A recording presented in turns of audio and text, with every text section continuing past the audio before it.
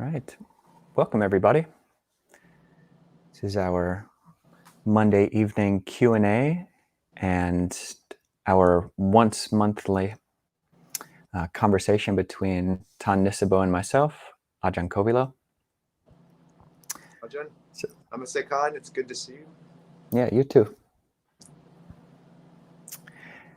Our conversation for this evening will be around the topic of wonder or wonderment in Buddhism, and we'll look at it from different angles. So yeah, and people can feel free to put questions into either Facebook or YouTube, and we'll answer the questions as they come. First of all, Ajahn, where are you? Just fill us in. Yeah, right now I'm at Empty Cloud Monastery in West Orange, New Jersey. I've been here for about 3 weeks now with Bhante Sudaso and Ayasoma. I've been received very, very well. It's a nice community in a very large old Christian monastery. And yeah, it's great. There's a very diverse group of people who support the monastery, and it's still somewhat COVID quarantined. So there aren't very many people, but that is good in the sense that it gives us a bit more quiet to the monastery. So that's me. And you? Tell us where you are. I just arrived in Seattle, so I'm actually in the basement of my aunt's house right now. So I'm like by an old bike and a treadmill and a lamp.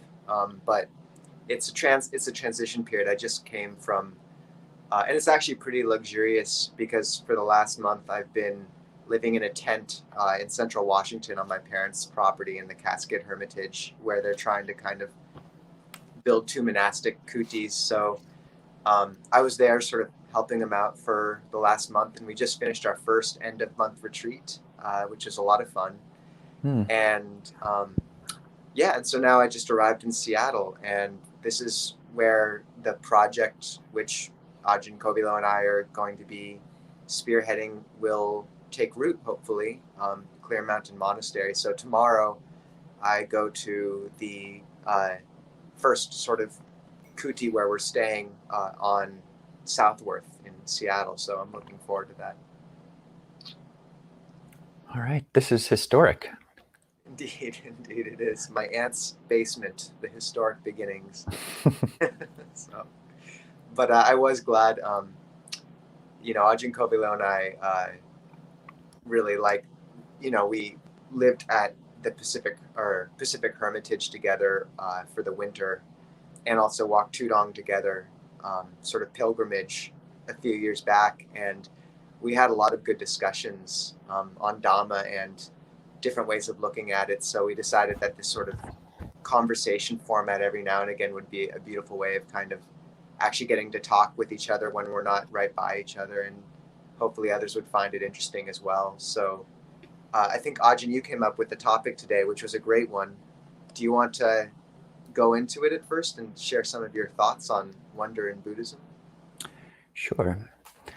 Yeah, for me, when I'm trying to understand a concept in English, I try to figure out what would be possible Pali translations for that word, and then to look up different contexts for where that word comes up in the Pali Canon. So with this word wonder, I first came across it most recently about 2 months ago. I was invited to attend a secular Buddhist retreat. It was a 2-day weekend retreat led by Stephen Batchelor, and I really enjoyed it for the most part. There were a couple of statements which I just wasn't quite sure how to process. And one of those was that there's no place in historic Buddhism or in Theravada Buddhism, the Pali Canon, that there's no place for wonder. Wonder is something which is a Western addition and Western concept which is lacking in Buddhism, and Buddha shouldn't try to pretend like it exists there. So that was something to think about, and it started me thinking, oh, is that true or is it not true, and to what extent is it true? So that was why I thought it would be good to talk about. And in doing a bit of research for this talk, looking up what some possible translations for wonder would be in Pali, and the easiest word would be acharya or abhuta. So this is a word which Bhikkhu Bodhi and others translates as wonderful and marvelous, acharya abhuta, and it comes up all over the place, hundreds of times, if not over 1,000 times, in the Vinaya Pitaka and the Sutta Pitaka, as just something either said by the Buddha or by his disciples, as just an exclamation for something that's amazing. So one of the Buddha's disciples, say Mahamoggallana, would see some ghostly being and no one else would see it. And Mahamoggallana would say, Acharya, Abhuta, it's amazing, it's marvelous that such beings exist. And the Buddha would use it really in more mundane contexts as well, like it's wonderful, it's marvelous how paticca samuppada manifests in the world, or how dependent origination arises in the world. So it's in general just an exclamation, and it appears largely in a doctrinal kindness context, but it also appears in a number of discourses talking about the ocean. So I think we'll get into how the word wonder appears in modern humanist and New Age movements in relation to our relationship with nature. But there are all these similes for how the ocean is wonderful and marvelous, in that it has all sorts of gems and coral and huge animals in it, and it's got these 8 different qualities. And similarly, the Dhamma Vinaya is wonderful and marvelous for these other reasons. So that's just a general introduction. Any thoughts from your end, either about Acharya Abhuta or from a different angle? Yeah, I mean, it's a really good topic, and it's helpful to hear you contextualize it. When I was contemplating it, I think, first just some brief thoughts that, I think that word of wonder for me, it automatically harkens back to the Romantic poets and sort of really romanticizing moments in nature where the self becomes dwarfed by the sheer scope of a mountain peak or, the ocean or something, and really reveling in that. And it sort of speaks to this proclivity in the West and the Western spiritual traditions to really elevate peak experiences and really cling to them. And one thing I've always appreciated about Buddhism is that it, an experience in meditation of, say, a breakthrough, I mean, it's significant, or a really bright state, but, we're really instructed to not make too much of it and not to cling and to continue with putting in the causes. So I can see where the idea in, say, that secular Buddhist conference that wonder doesn't have a place in Buddhism. I understand perhaps a bit of what they're speaking to, although I'm sure they're speaking to something else as well. But I think what I was thinking about is that romantic experience of wonder is the experience of encountering something completely sort of outside of our knowledge and of our bounds of self, and something vast. And it, that whole idea of wonder emerging in the Romantic era, at that time, nature's being held up as this beautiful, romanticized thing. Whereas in the Buddha's time, nature had those qualities of magnificence, but it also was something very dangerous and something to be wary of. Which is why I think that when, the Buddha, when I think there is that encounter with the vastness of the world and of reality in the Buddhist canon, it isn't just a romantic experience of all positive emotion, but also a sense of urgency and danger is involved. And I think that's uh, where that really interesting word Samvega, which you mentioned as well, Ajahn, earlier before we started the conversation, comes in. And that Samvega, well, actually, before I go on, Ajahn, do you want to try to speak to Samvega or just translate it in? It may be a word that needs about 3 hours to translate. So, would you? Yeah. Yeah, I knew a guy who had Samvega. He was a Buddhist practitioner, but he was also a trucker. And on the back of his big truck, he had Samvega kind of stickered on the back. And he took it to the automotive shop. And the guy in the shop got really excited and says, "Sam Vega, my cousin's name is Sam Vega." So that's a different context. But in the Buddhist context, Samvega is translated as awe, A-W-E. It can be translated as a sense of astonishment or I think wonder. Do you remember how Ajahn Nisabho translates it? He says it consists of three elements. There's a chastening over our own foolishness. There's a sense of, I think, urgency or something like that around like the need to do something, and also of something that echoes of awe. What you're saying, say the scope of the issue, it's almost most easily translated through the situations it arises in. But continue, Ajahn. I don't have a better translation. Yeah. In the Pali Canon, especially in the Mahaparinibbana Sutta, Digha Nikaya number 16, there are 4 Sangvejaniya Satana, which are basically the 4 holy sites of Buddhism, where the Buddha was born, where he was enlightened, where he passed away, and where he taught the Dhammacakka Sutta. And those are Thana, or places which give rise to this Samvega, or this sense of wonder or awe, or even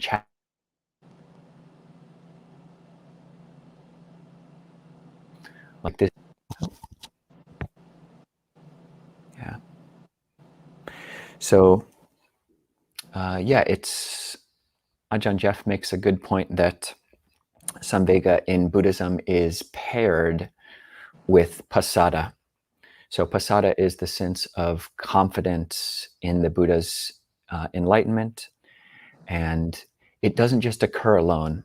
So when you find the word wonder or wonderment or amazement in secular contexts or humanist contexts, which almost fetishize certain peak experiences, as you mentioned, in a Buddhist context, they're balanced and put into a context of the Dhamma.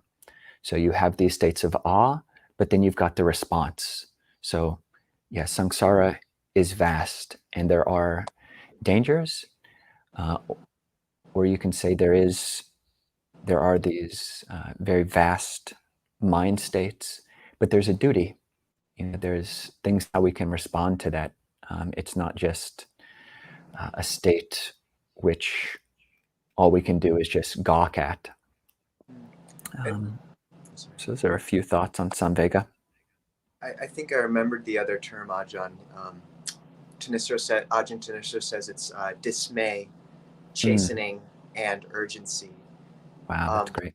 Which are not terms we associate with awe, but I think what you're pointing to is correct. Like in Buddhism, as opposed to romantic thought, it's an experience of two things. The unknown is seen as dangerous, and I mean, one of the instances where Samvega comes up in the suttas is when sort of high status aristocrat sees suddenly the entourage of dancing women that have been entertaining him lying, sleeping, and he perceives just them as so many sort of corpses, and is so alarmed by this illusion that he's been trapped and fooled by, to an extent, in that he's been looking for happiness completely there, that he goes out and searches for the Buddha. And I'm having some light issues. So somehow for me, I like the metaphor of Plato's cave.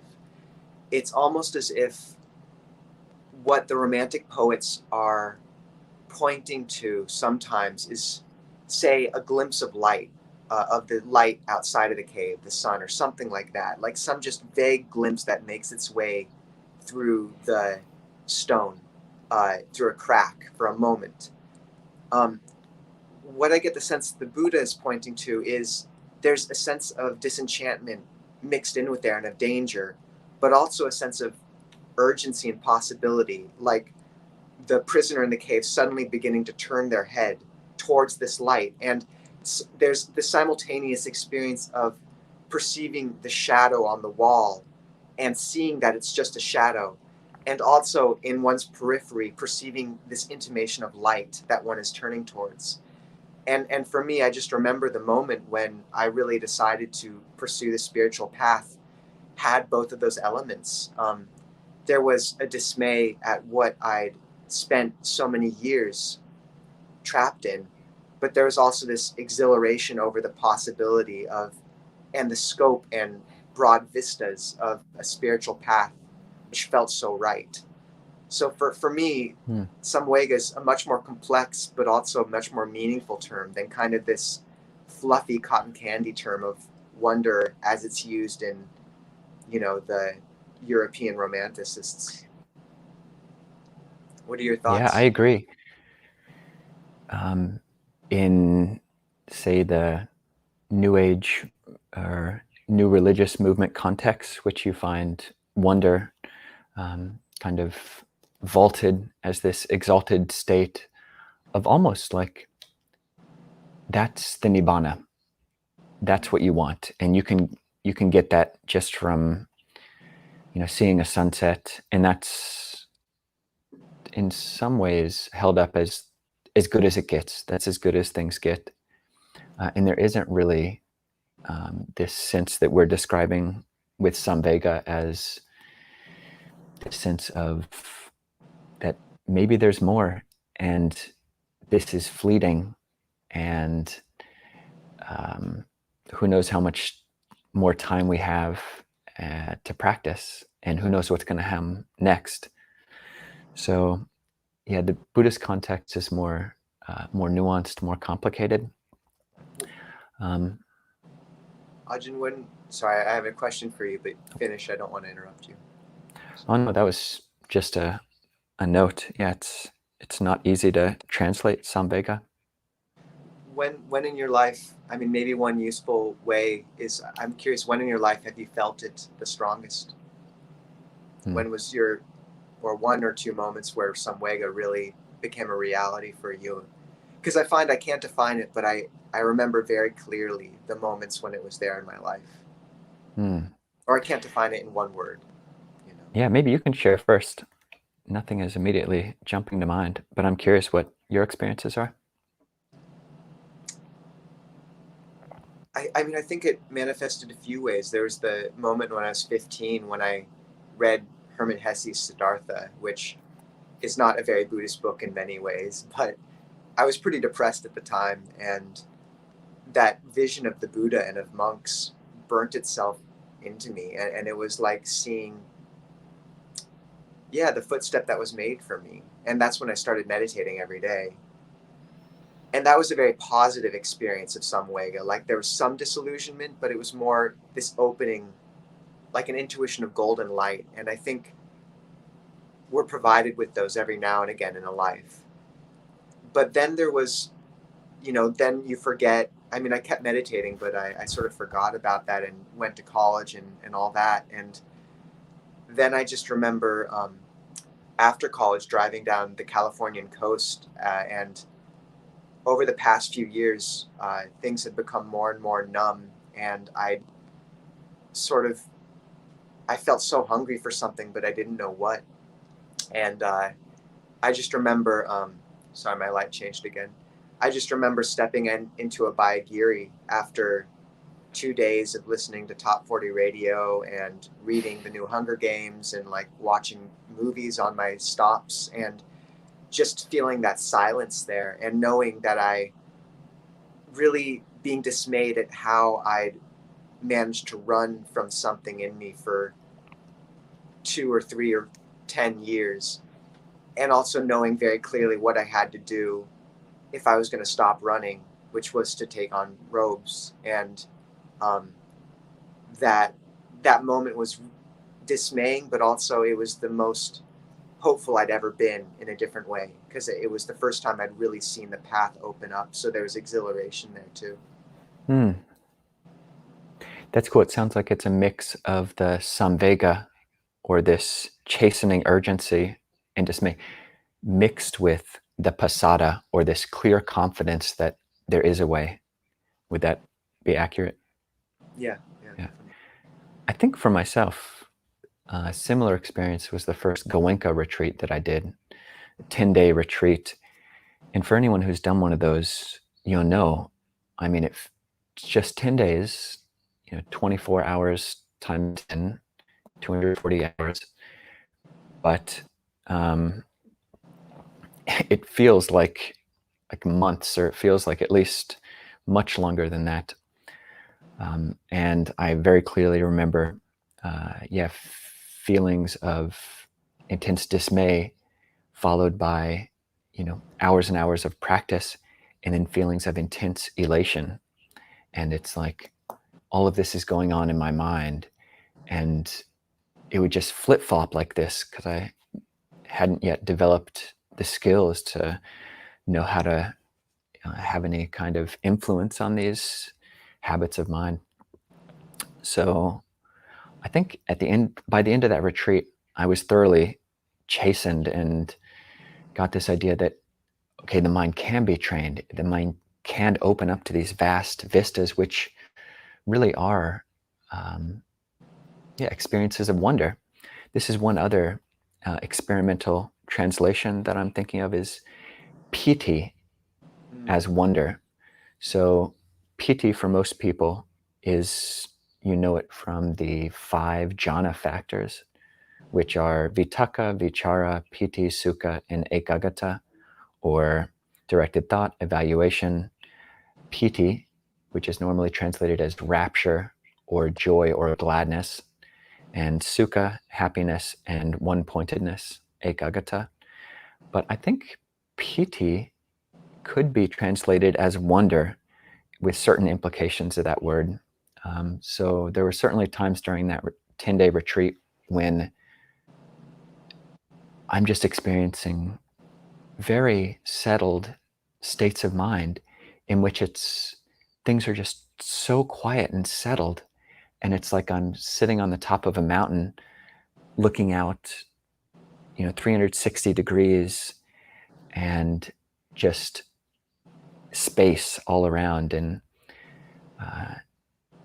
a very profound experience. But it's totally internal.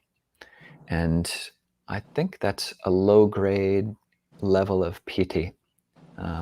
So that's just something I've been thinking about. What do you think about that? Is wonder being a possible translation for one aspect of PT? Yeah, I mean, for me, I suppose the like PT, that, yeah, I mean that's a hard one to translate as well. But I certainly think that the experiences our culture and in personal experience associate with wonder have that element of piti, of you know uh, exhilaration, of um, Thrill. thrill. Yeah, and for me, I suppose one way that I was thinking about this concept of awe was, there's the encounter with the unknown, which for the Romantics was totally positive in a lot of ways. It was nature and you know something you wrote about, whereas in Buddhism it's positive and uh, dangerous because it's samsara, and positive in the sense of potential. But then there's also this element of awe, which is the opposite, which is coming into contact not with the unknown, but with something which is profoundly known in a deep level, and an intuition of pattern. And for me, what you spoke of earlier, Ajahn, with where this phrase comes up in the suttas, when the Buddha says how it's wonderful, marvelous, that one can see paticca samuppada, dependent origination, manifesting in the world, or when the Buddha speaks a profound teaching, and the one listening says, "Isn't it wonderful? Isn't it marvelous?" How just as one turns a pot that has been turned upside down upright, or uncovered something that's been covered, just so this discourse has made the Dhamma clear, which all speak to somehow not the unknown so much as the opposite, in terms of something profoundly deep and known. And I'm struck by, another way of thinking of awe or wonder is when, the hair on one's arms like lifts. And I've heard it noted that when one listens to a really good piece of music, that the intuition of patterns laying over each other sometimes initiates that physical response of things. Hair raising. And that it's gentler, but sometimes, for me, that's the beauty of when you gain an intuition of, sometimes you see something from meditation, or with a still mind, or listen to a teaching, and it hits so deep because it's something you've always known, or something makes sense in a way that your mind was ready for it, but suddenly it's laid out again. And I have that experience again and again with the Dhamma and with practice. And I think wonder sometimes feels a bit strong for that, but I think it's essentially the same thing. And I think maybe that aspect of encountering the known in the sense of a profound known is associated with piti, like you're saying, and also speaks to how it's referenced in the suttas. And also, I suppose it relates to Samvega a little bit as well, because as soon as you see the scope of danger and folly, at the same time as you intuit something in us, I think, knows our spiritual potential and our path in some sense, or at least the direction. And so there's also a recognition. So yeah, for me, there's this two sides of wonder, of encountering the unknown and also perceiving a pattern which we do know at some deep level. That's a good summary. Yeah, I think that hair-raisingness is certainly an aspect of piti, as it's described, and the word lomahangsa, I believe, like hair-raising, comes up in the sutta in the exact context that you're suggesting. So, should we go to a few questions? Yeah, and I just want to namaste Khan Ayatataloka. It's amazing to see you on our live stream. Wow. Yeah. Okay. Please, Ajahn. So we have a question from La. So from both of your perspective, from living in Thailand and the USA temples, what could each culture learn from the other? Ajahn, I want to hear your answer for that, if you feel up for it. Yeah, good question. I've lived about 6 years of my monastic life in Thailand, and there's just so much that Americans who've never lived in a Buddhist culture could learn from going to live probably in any Buddhist culture, but I can just speak most specifically to my experience in Thailand. Yeah, it's so many aspects of mundane right view are just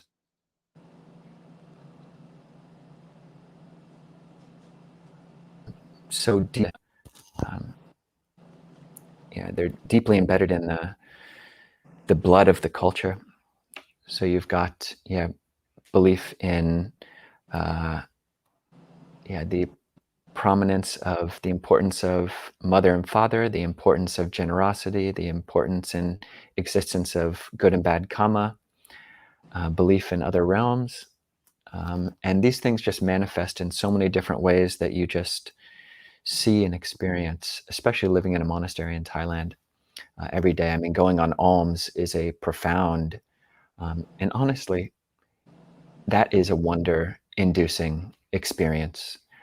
Certainly for myself, but I know my family who are not Buddhist, but when they came to visit me in Thailand and followed us on alms round, seeing people, very poor people, wake up at 6:30 in the morning to put sticky rice in our bowls, it's awe-inspiring. They, leave just uh, mouths agape, no no idea how to respond to that. It's a profound experience.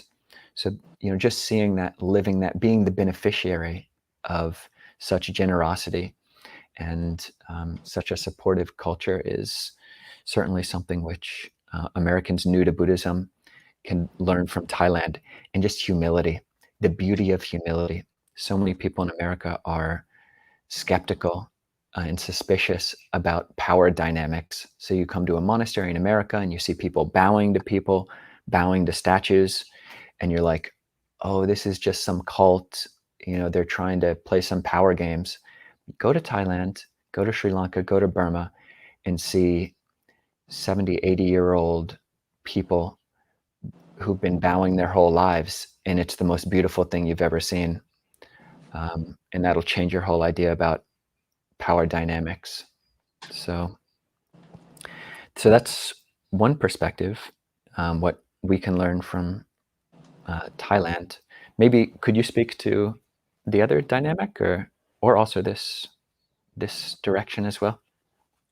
Well, I also wanted to highlight what you're saying around generosity in Thailand being awe-inspiring, because you're right.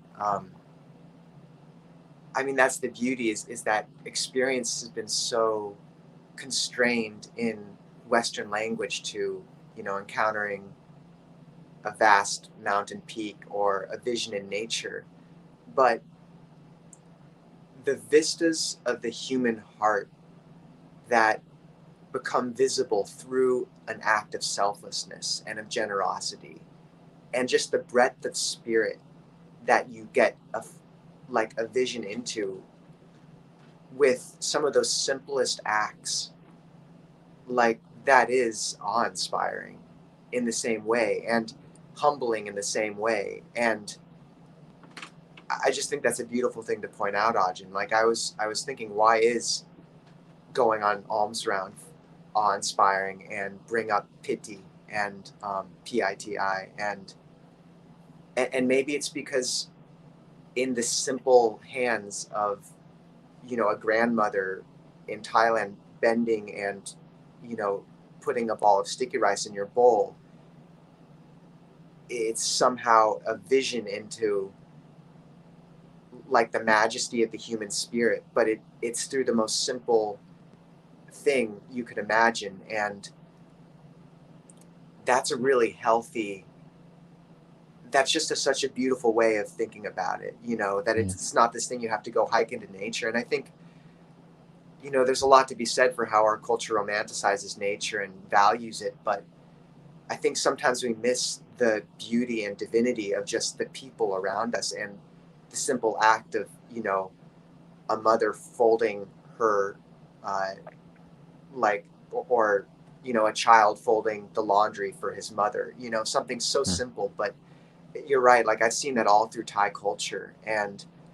I don't think they call it the land of smiles for nothing. And yeah, that's a good point, Ajahn. Maybe it's related a bit to the Pali word for beauty, Kalyan. You would be able to speak more to Kalyani, but that almost seems like a term that speaks to it, but um, maybe echoes this idea of wonder in its most wholesome and humble sense a bit. Yeah. Maybe in the opposite direction, maybe what people in Thailand who've just grown up with Buddhism, what they might be able to learn from, say, a Western context, might tie in with this next question. So it sounds like wonder is related to insight, according to the sources you cited. So one thing which I think is beneficial and was highlighted to me when I was in that secular Buddhist retreat 2 months ago is that there's really this almost like fearlessness of questioning tradition, questioning sources, and actually finding a positive and, to some extent, if it's held rightly, even a positive and wholesome sense of wonder in this investigation. So one other Pali word which might be catch some of the nuances of wonder is Dhammavichaya, or investigation of Dhamma, which is the second of the Bojjhangas, or the factors of awakening. It's basically an investigation of the Dhamma. So can we find wonder and awe and insight, as Caroline suggests? Yeah, can you just be Acharya Abhuta? It's amazing, it's wonderful how this Paticca Samuppada has been declared, how deep and profound the Buddha's Dhamma is, and just really marveling in the profundity of the teachings. So I think that relates a bit, Ajahn, to the because you're right. Like, say, I remember, in terms of what the West has brought in terms of digging to the deepest strata or earliest strata of some of the texts. Say how the comparative studies of the Chinese agamas, the texts, and the Pali Canon show like there's a concord, that the pattern in the teachings becomes increasingly clear. And for me, that recognition is that moment of wonder that you're pointing to, arrived at through investigation. So, for example, I remember the fourth foundation of mindfulness, Satipatthana, frame of reference. You encounter it in the Pali Canon, and it's very broad. It involves looking at experience and through the lens of the five hindrances, which are these mental blocks to calm, the seven enlightenment factors, the six sense paces, the five aggregates, like these many different lenses. And it sort of is this amazing buffet, we'll say, but it's a lot. And I remember learning that comparative study had basically shown that the Buddha, for this fourth foundation, just taught it as the five hindrances, which are these sort of negative qualities in the mind, and the seven enlightenment factors, which are these positive qualities.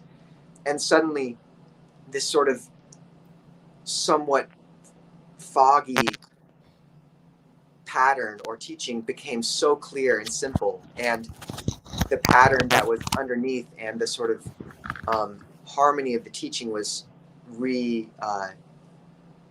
reestablished or made clear again. And for me, yeah, that involved or initiated that experience of wonder that you're pointing to. So that investigation of early texts seems to speak to that a bit. I think I'll keep talking because Ajahns disappeared. So, Shelley says that we have been such grateful recipients of your presence on Alms Round. It doesn't seem like generosity. Thank you, Shelley. Yeah, I think Shelley was at the Pacific Hermitage when we were on alms there, and it gave us many beautiful gifts. And I think actually what you're speaking to, Shelley, is important, because in terms of the majesty of the human spirit and of giving, and what that reveals about a human heart being manifest in the simplest things, my feeling around receiving alms is the same, is that in the sheer scope of generosity and the power of that act, the giver and the recipient dissolve in a certain way, and you just exist in a field of blessings, and both receive in some sense. So maybe it speaks to the profundity and the vastness of that experience of giving, and that's why I think it initiates awe and wonder. Ajahn, I think we've got him back. Well, apologies for that. Are we ready for another? Yes, please. All right. We've got a note here from someone by the name of Shelley Baxter. Oh, I just talked to that one, Ajahn, but you should also speak to it. Okay. Go for it. Well, it's good to see people who appreciate seeing monastics on alms round, because we're definitely appreciative as well. It makes me think of the first time I saw a monastic. It was a Sri Lankan monk. When I was 20 years old, I had done my first 10-day retreat, and I was thinking that I might want to be a monk. And I saw this Sri Lankan monk about to get on a bus in Cincinnati, Ohio. And I was just struck by this, oh my gosh, OMG, I've got to do something to help this monk. And I was just temporarily awed by him. So I can relate to that. Ajahn, do you want to speak to the question which we had received via email earlier? Yeah, good call. Do you want to start, Ajahn? Well, the question which we got about 2 months ago was just someone saying how over the course of a 2-week meditation retreat, they've noticed how their felt sense of the body changes. So their faces relax, the muscles throughout their body just seem to loosen up in different ways. And the question was, how do the bodies of monastics, specifically of us, how have we felt that the body has changed since we've ordained? So that's a summary of the question. And there was the, and also, was there sort of a follow-up with it, just so I can get my head around the whole thing, around how we've changed in general since ordaining? Was that part of it, or do you remember the exact phrasing? I actually don't have it right here, but I think that first part, there's a lot there.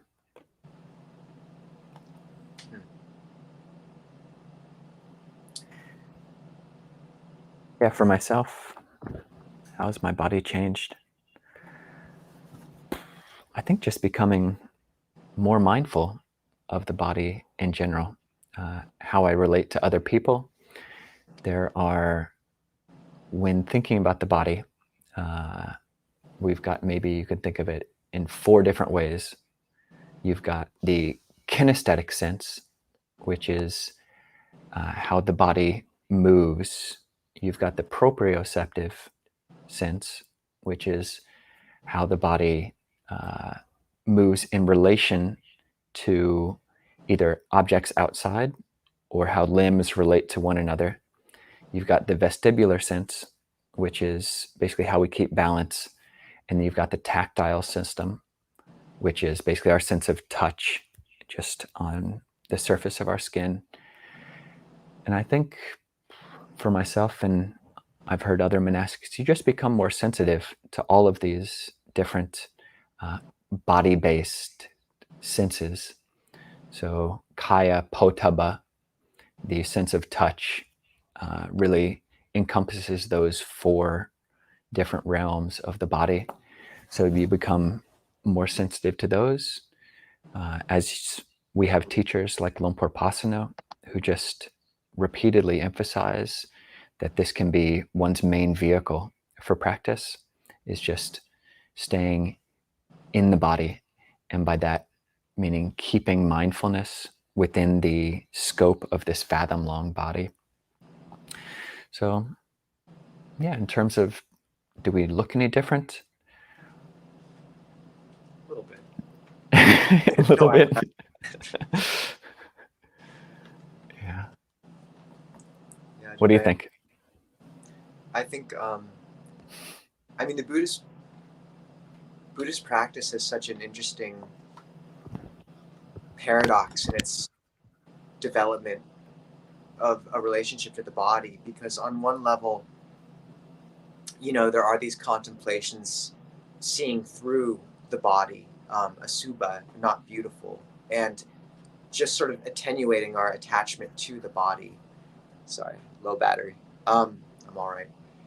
And this is different than, I think, creating a negative body image in the Western sense, because that sort of negative body image is comparing one's body to other bodies, whereas one's body's bad and other bodies are good. But asubha practice, seeing the body just as a compilation of bones and flesh, etc., in Buddhism really lets you see all bodies as the same.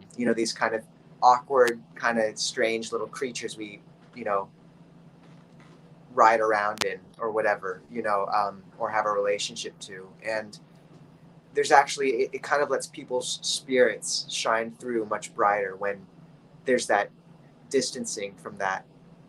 But there's also tapping into the body as a resource in terms of the Anapanasati Sutta, mindfulness of breathing. And my sense is that when that's practiced skillfully and developed, that one gains access to these subtle energies, that are associated with the breath, pana, prana in Sanskrit. I think it could be associated with chi in Taoist thought. And there's enormous resources of well-being in that, and a means of brightening the mind and calming when one becomes skilled at that. And another interesting thing for me is that when one moves awareness into the heart again and reacquaints oneself with one's body, because as Ajahn Amaro says, so many of us Westerners just think of our necks as these things that keep our heads from dragging on the ground. We gain access to more than just this sort of shallow sense of this physical form, but it's almost like the intuitive sense, the thing that guides us clearly, resides in the heart. And I think if we're stuck in our heads, you don't have access to that sort of voice of Dhamma and that sort of gentle guide that can show us the pure path through any situation. So my sense is that there's this strange relationship in the body where on one level you're gaining a bit of distance from the physical aspect of it, but on another level you're acknowledging that it's a resource and the home of the heart, and of that voice, which has been my most trustworthy guide through my entire life. So it's not exactly the body, but it is somehow. Maybe it's the subtle body.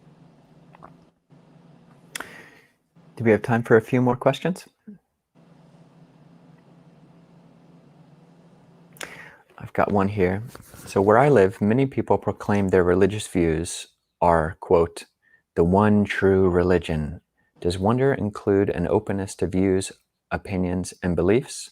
Are people more open-minded in Buddhist cultures? Ajahn, go for it. Well, yeah, it's hard to talk about cultures in general. But yeah, I mean, look at Thailand and Burma. In many ways, Thailand is a very open country. It's people call it the sex change capital of the world. And look at Burma, with a military dictatorship, which is reported to be very closed-minded with regards to other religions. But I think a very good case could be made that any government which is acting in a violent ways towards people is certainly not acting from the teachings of the Buddha. There's no if, and, or but about the Buddha's prohibition of violence. But just in terms of how we stand and how we look at other religions, other cultures, others' beliefs, I think there's just more space in Buddhism, certainly in the minds of the mature practitioners that I've met. And I think just in my own outlook on other religions, does wonder play a role in how I think of other religions? Well, there's certainly a questioning. The Buddha allowed us to question things which should be questioned and encourage that. So, yeah, if I see an inspiring practitioner of some other religion, then I would genuinely be curious, which I think is an interesting facet of wonder, about what is it this person is doing that brings out the lightness in their practice, in their life, in how they present to the world. So this curiosity, I think, is definitely a healthy mind state, which we can bring to examining the world around us. And yeah, so I think that's my answer, my approach. What do you think? Well, I think like looking at wonder, an experience of wonder in the recognition of pattern, like a deep pattern that we might have intuited but not seen, or recognizing a pattern somewhere. I think that plays into this a bit, in that when you see the same pattern played out across traditions, there is a sense of recognition, wonder, gratitude, and openness. And I think Buddhism is not completely unique, but certainly has unique qualities in that it points to a higher order patterning across spiritual tradition. So, for example, and for the record, I deeply respect many traditions, because I think Buddhism allows me to see, and the spiritual path allows one to see this patterning across traditions. But I guess what I'm saying is that if salvation's dependent on a certain word or name, and having faith in a certain 2 syllables or 3 syllables or something like that, and if someone doesn't ascribe completely to those syllables, then they're going to hell. That's one pattern towards salvation. But if the idea, say, of right concentration, in which one can take any word that's wholesome as an object of concentration, and that's a valid step upon the path. So that word could be Buddha, but it could also be Christ or God, in terms of bringing the mind to concentration, at least. For me, that's a high level patterning. And I think Buddhism really allows, the Buddha said that anyone practicing the Eightfold Noble Path is practicing rightly. And because I think many of those path factors allow quite a bit of space in how they're approached, that framework allows one to perceive a high order pattern across traditions, and to perceive the common threads, and not to equate every tradition with any other, and not in this conversation to elevate one tradition above the others, but just to say that one thing I'm grateful for in the Buddhist teaching is the breadth of patterning it allows one to see across traditions and cultures. And so I think there is a good deal of tolerance in that. The Buddha certainly never made any allowance for violence against another religion. And so for me, there is a great acknowledgement there of, a certain validity, at least in different aspects of the path practiced across traditions. So I don't know what your thoughts are, Ajahn. Yeah, no, that's beautiful. And just to make it clear, I'm a Buddhist. I'm happy saying that. And I want to be a monk for the rest of my life. And the Buddhist teachings are great. But I think you make some great points. There's a wonderful book called The Way of the Pilgrim, written by an anonymous Russian Orthodox monk in the 1700s. And for some of the best, most explicit wonder writing that certainly I've ever seen, it's basically him living extremely simply, just eating the most simple fare, wandering around from place to place, and just experiencing wonder and awe in basically, it seems like a jhanic state. He's kind of stumbled into or brought himself into a pretty profound state of absorption. So I think, yeah, what he's done with that, was he able to take that absorption state and turn it towards enlightenment?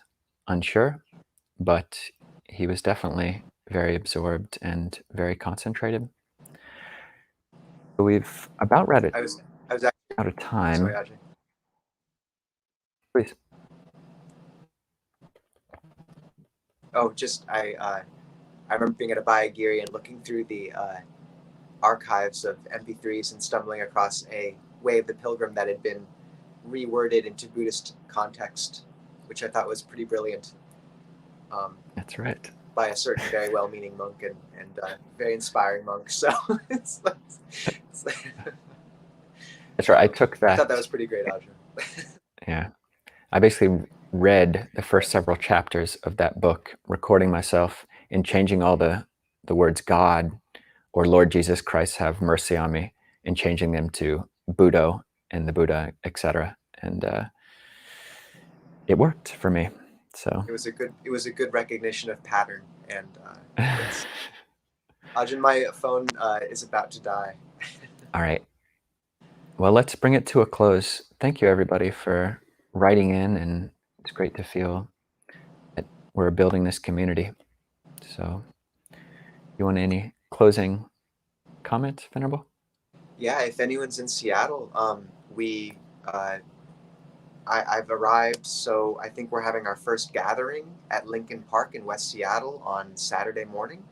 I'll be going for alms at Pike Place every weekday, starting Wednesday. Ajahn Kovilo is going to be coming for a visit early August, so good to see. Anyways, it'll be lovely to see everyone and to step into this community, and we're just glad to actually be meeting everyone in person. And if one wants any details of any of those events, you can go to our website, clearmountainmonastery.org.